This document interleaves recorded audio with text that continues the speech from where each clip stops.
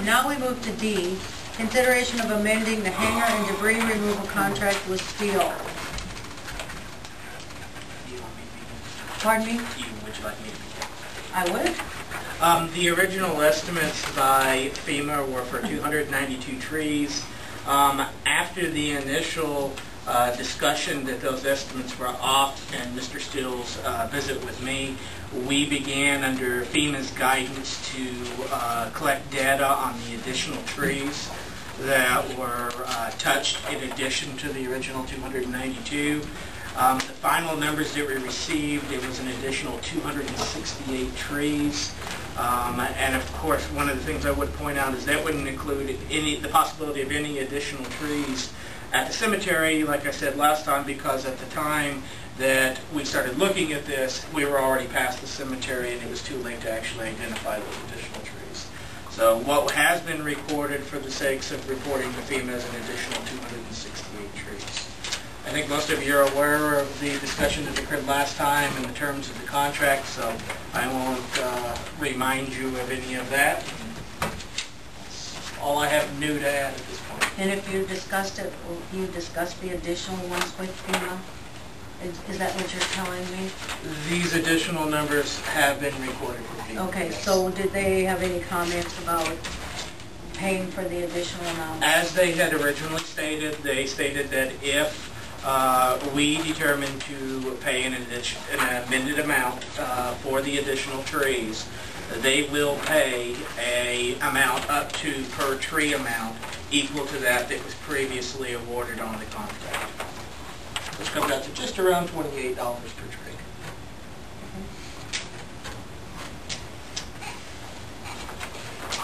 Yeah, it's my understanding if we make an exception to this, we're kind of in a gray area with regard to state law. Is that correct?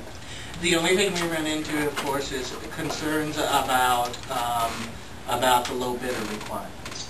And the contract that was awarded for the city was roughly a little more than $1,800 less than the next highest bidder.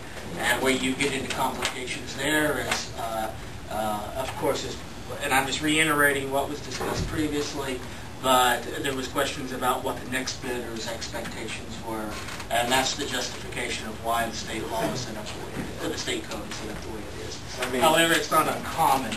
I'm going to guess, though, I mean, even with the next highest bidder, they would have come in with the same request if there was. FEMA was off by.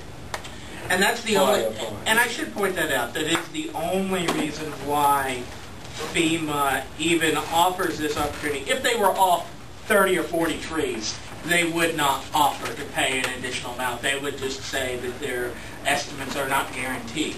But when their estimates are roughly 50% off, that's when they would make these type of opportunities. They would offer to make up the difference in these opportunities.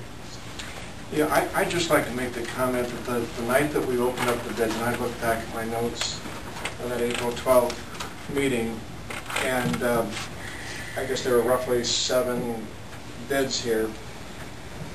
And there was there were 2 gentlemen, I believe they were from Oklahoma. They were an out-of-state firm that had been one of the bids, and they obviously didn't get the bid. And it was kind of like we had 2 very low bids, Steels, and then one about $1,800 above that. The next one was like up to $24,000. I mean, it was over 3 times as much. And in fact, when the bids were opened up, the 2 gentlemen that were here, the one that did a lot of the work and was the head of the crew, but he was not the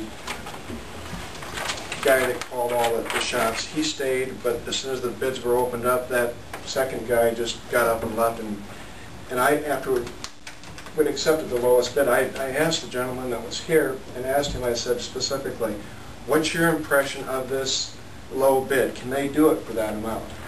And he said, I don't see how they possibly can. They're going to lose their shirts on this. And this is why I think there was such a disparity between the 2 low bids and the other balance, or the other 5 bids that ranged anywhere from $24,000 to $40,000. And one of those bids was Scott Kluber, who's a local. He's a certified arborist, has a degree in forestry. And I know Scott, and I know that he would look at this, and I suspect he drove around and knew exactly what he was bidding on. So. And the fact that Steel is from Carroll, which I consider them for all practical purposes, local. It's not as though they couldn't have come and looked at it in detail. You know, with that in mind, and then I look back at the original contract, which says the estimated amount of, and this is in section 2.3 of the scope of work, which is in the actual contract. The estimated amount of, and I'll quote, the estimated amount of debris to be removed under this contract is not guaranteed. The lump sum price on the bid schedule will be used for payment. So the fact that it's not guaranteed, the folks could go around and look at it.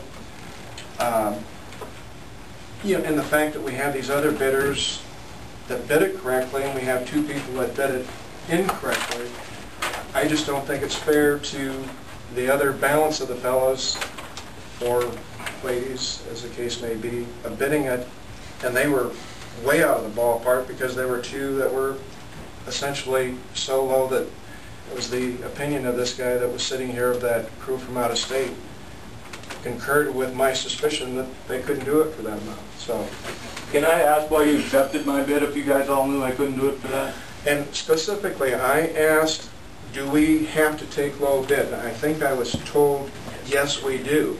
And then my next question was, okay, how can we assure that this is going to be done correctly? And I said, let's say if they don't do it correctly, what is our assurance? Well, number one, the company was to be bonded, that the project was going to be done correctly. So even with that misgiving, I thought, well, if we got those two assurances, we have to take low bid. My hand was forced to take the low bid. Excuse me, but every other bid I've ever produced, that's the last thing it says in the bid, and I haven't looked at this one, but the city has the right to refuse any bid, any and all bids.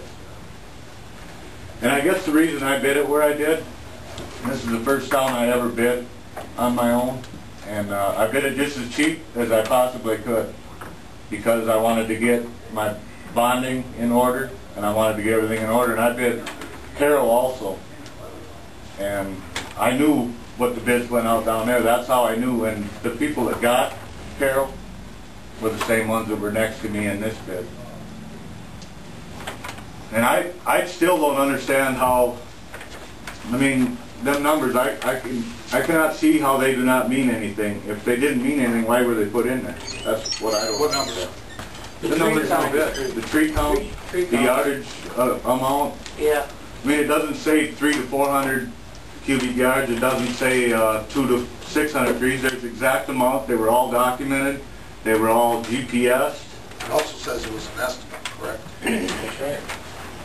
That means it's an estimate. I mean, to me, this is no different than the sewer plant project. If a contractor underbids something and something else has to be done, a change order comes in. We got to pay for it one way or the other. Okay, but FEMA is going to reimburse you. The council's going to get reimbursed. If we did our 292 trees and then whatever the overages were, 260 some trees, you are going to gain money on that. All we're asking is, you know, take their bucks, because we had extra. We also had extra brush removal too with that. Okay. We had, what'd you figure, about 2,000 yards? Yeah, I don't know. Did you get the numbers on that yet, Adam? No, I have not. FEMA was supposed to get my loads and weight, and they were supposed to convert it to yardage. Right. But when I did the job, it was 373 yards, and in my trucks I haul 40 yards easily, loosely, and I jammed everything in there because I had to pay for the loads and whatever, and I hauled approximately 50 loads. So. Now, if I'd have been them, said 290 trees, I would put after 290 trees. Well, see, that's that's how we're going to get paid. You can't that do was that. the problem. Oh, I know what you're saying.